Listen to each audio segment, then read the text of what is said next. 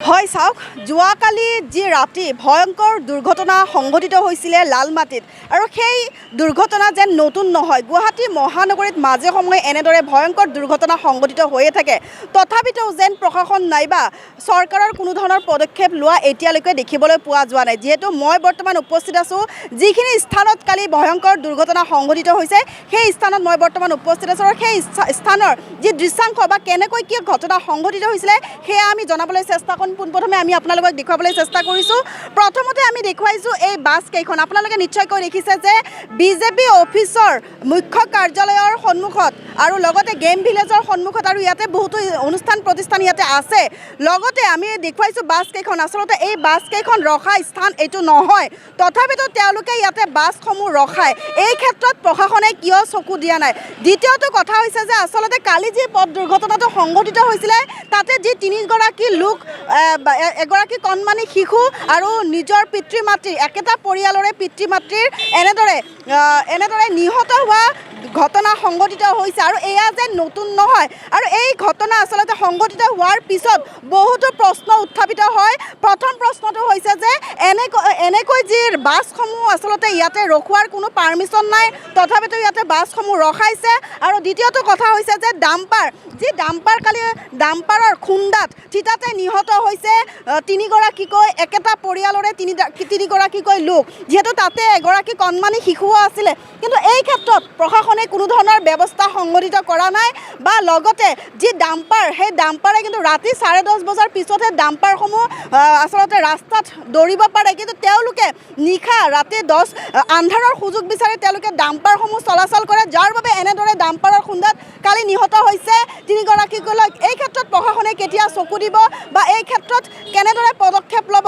এতিয়া কথাটো হৈছে যে এনেদৰে যদি দুৰ্ঘটনা সংঘটিত হৈয়ে থাকে বা এনেদৰে যদি আচলতে একেটা যিগৰাকী পৰিয়াল কালি নিহত হৈছে তেওঁলোকৰ কান্দোন কোনেনো ৰখাব পাৰিব, সেয়া হয়তো আমি বুজাব নোৱাৰিম। কাৰণ যিগৰাকী লোকৰ ঘৰত এনেদৰে নিহত হোৱা ঘটনা সংঘটিত হৈছে বা যি দুৰ্ঘটনা সংঘটিত হৈছে, সেই দুৰ্ঘটনাৰ প্ৰতিটো আপোনালোকে দেখি আছে যে কেনেকুৱা ধৰণৰ পৰিৱেশ সৃষ্টি হৈছিলে। প্ৰায় 1-2 ঘণ্টা ধৰি ইয়াতে যান বাহন বা মানুহ ইয়াতে ৰখাই থৈ দিয়া হৈছিল, কোনো ধৰণৰ পথ মুকলি কৰি দিয়া হোৱা নাছিলে। আৰু এই ক্ষেত্ৰত এতিয়ালৈকে দেখিবলৈ পোৱা গৈছে, আমি যিহেতু এই ইউটাৰ্ণ মাৰা আমি স্থানটো দেখুৱাবলৈ চেষ্টা কৰিছোঁ। কালি স্কুটি এটা এনেদৰে ইউটাৰ্ণ মাৰি থাকোঁতে আৰু এইটোফালে ইউটাৰ্ণ মাৰি থাকোঁতে এইপিনেদি আমি দেখুৱাবলৈ চেষ্টা কৰিছোঁ এই ৰাস্তাৰে এখন ডাম্পাৰ তীব্ৰবেগী আহি থাকোঁতে স্কুটিটোত আচলতে খুন্দা মাৰাৰ ফলতে এনেদৰে নিহত হৈছে তিনিগৰাকীকৈ লোক। এই ক্ষেত্ৰত আমি কিছু লোকৰ পৰা ভাষ্য ল'বলৈ চেষ্টা কৰিম। যিহেতু দাদা, মই আপোনাৰ ওচৰলৈকে আহিছোঁ। কালি ঘটনাটো সংঘটিত হৈছিল, আপুনি গম পায়? গম পোৱা নাই বাইদেউ, আমি ৰাতি গম পাইছোঁ, নিউজত দেখাইছোঁ। আচ্ছা, যিহেতু ইয়াতেতো কোনো ধৰণৰ বাছ ৰখা স্থান নহয়। নাই বাইদেউ, নাই। তো কালি ডাম্পাৰটো আচলতে ৰাতি যি ঘটনা সংঘটিত কৰিছিলে, এনেদৰে ডাম্পাৰ যধে-মধে আহি থকা দেখিবলৈ পোৱা যায়। বাইদেউ, বাম্পাৰবিলাক বিৰাট জোৰত আহে বাইদেউ। 10টাৰ পিছত দিব লাগে, 10টাৰ পিছত দিব লাগে, সোনকালে দিছে কিন্তু মৰছে মানুহ। যিদৰে দাদা, মই আপোনাৰ ওচৰলৈকে আহিম, এনেদৰে ঘটনা সংঘটিত হৈয়ে থাকে, প্ৰশাসনে কিবা ব্যৱস্থা নাই লোৱা, কি ক'ব? বাম্পাৰবিলাক বিৰাট উৎপাত কৰে বাইদেউ, বিৰাট উৎপাত কৰে বাইদেউ। বাম্পাৰবিলাক বন্ধ কৰিব লাগে, হিচাপত ৰাতি দিব লাগে, দিনত চলিব নালাগে। তো হিচাপত ৰাতি 10টাৰ পিছত এতিয়া যদি নাকি নলগায় কেতিয়া লগাব চৰকাৰে?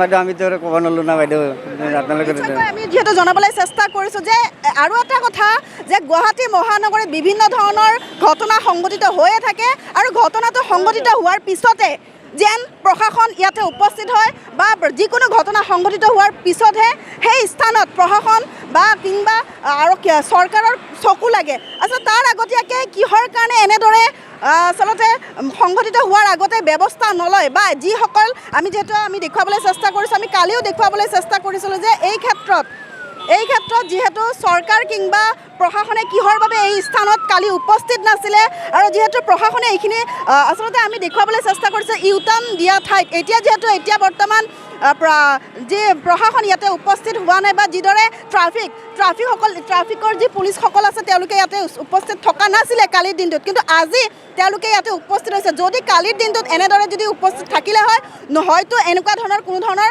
ঘটনা সংঘটিত নহ'লে হয়। ৰাষ্ট্ৰীয় ঘাইপথ যিহেতু ভয়ংকৰ পথ দুৰ্ঘটনাটো কালি সংঘটিত হৈছিলে আৰু শিল ভৰ্তি ডাম্পাৰ আছিলে, তীব্ৰবেগী ডাম্পাৰে এনেদৰে খুন্দিয়াই লৈ গৈছে আৰু আৰক্ষীক পইচা দি আৰু এক ধৰণৰ গুৰুতৰ অভিযোগ উত্থাপিত হৈছে। যিহেতু মহানগৰীৰ গেম ভিলেজত দুৰ্ঘটনাত থিতাতে প্ৰাণ হেৰুৱাইছিলে ধুবুৰীৰ ৰাজা ৰয় আৰু ৰুক্মিণী গাঁৱৰ মৃদুল ডেকাই। আৰু ৰুক্মিণী গাঁৱৰ মৃদুল ডেকাৰ ঘৰত এতিয়া বৰ্তমান শোকাকুল পৰিৱেশৰ সৃষ্টি হৈছে। আমি যিহেতু আপোনালোকক হয়তো এইখিনি আমি দেখুৱাব পাৰিছোঁ, কিন্তু মানে ডাম্পাৰখন এইফালে আহি আছিল আৰু স্কুটিখন এনেকৈ পাৰ হৈ আহি আছিল। মাৰুতিখনো কিজানি সেইফালৰ পৰা আহি আছিল। ফাৰ্ষ্ট সেইখনক খুন্দা মাৰিল, সেইখন ভেস্তা হৈ গ'ল পিছফালে, সেইখনৰ মানুহকেইটাৰ একো হোৱা নাই। এই স্কুটিখনকে মানে খুন্দা মাৰোঁতে বাচ্চাটো আৰু বাপেকটো এইখিনিতে পৰি ঢুকাল, ঘোঁৰা উঠি গ'ল, গোটেই হাত ভৰি ছিঙি গ'ল। তাৰপিছত মাইকীটোক মানে স্কুটি সিহঁতি চচৰাই লৈ গ'ল ডাম্পাৰখনে, যাই সেইখিনি মানত মাইকীটো কিজানি গাড়ীখন ব্ৰেক মাৰি দিওঁতে এইখিনি পূৰা ছিঙি লৈ গৈছে। এইটো স্থানত কালি আমাৰ আৰক্ষী উপস্থিত আছিলে নেকি? ট্ৰাফিক আৰক্ষী না, অকণমান টাইম আছিল, কিন্তু যেতিয়া এক্সিডেণ্ট হয় তেতিয়া নাই। আচ্ছা, মাজে সময়ে ডাম্পাৰবিলাকে এনেদৰে মানে দৌৰা কৰা বহুত এটাতো গেমভিলেজৰ পুলিচ DSP আছিল ন, সেইটো ঢুকাল এইখিনিতে। এইখিনি সদায় এক্সিডেণ্ট হৈয়ে থাকে মানে। এই ক্ষেত্ৰত আৰক্ষীয়ে একো ব্যৱস্থা নলয় বা এনেকুৱা ধৰণৰ ব্যৱস্থা ল'বনে নাই? এতিয়া আৰক্ষীটো থাকে, কিন্তু মানে যিখিনি টাইমত এক্সিডেণ্ট হয় সেইখিনি টাইমত নাথাকে, এনেই থাকে। আজি যেনেকৈ আছে অকণমান পিছত নোহোৱা হ'ব আৰু গধূলি অলপ টাইম থাকে, তাৰপিছত নাথাকে, এনেকুৱা। যাৰ ঘৰত এনেধৰণৰ ঘটনা সংঘটিত হয় তেওঁলোককনো কোনে বুজাব, তেওঁলোকৰ কান্দোন কোনে ৰখাব?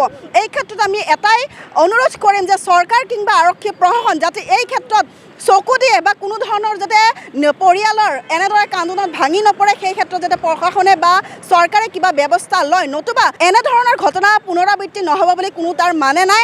আৰু এই ক্ষেত্ৰত যিহেতু কালি এক ভয়ংকৰ দুৰ্ঘটনা সংঘটিত হোৱাৰ পিছত এতিয়া যিহেতু এই স্থানত প্ৰশাসন থোৱা হৈছে বা ৰাখি থৈ দিয়া হৈছে, এই ক্ষেত্ৰত যাতে পৰৱৰ্তী সময়তো প্ৰশাসন ইয়াতে উপস্থিত থাকে। চাই থাকিব আমাৰ ক্ষেত্ৰত অনিভাৰত 24।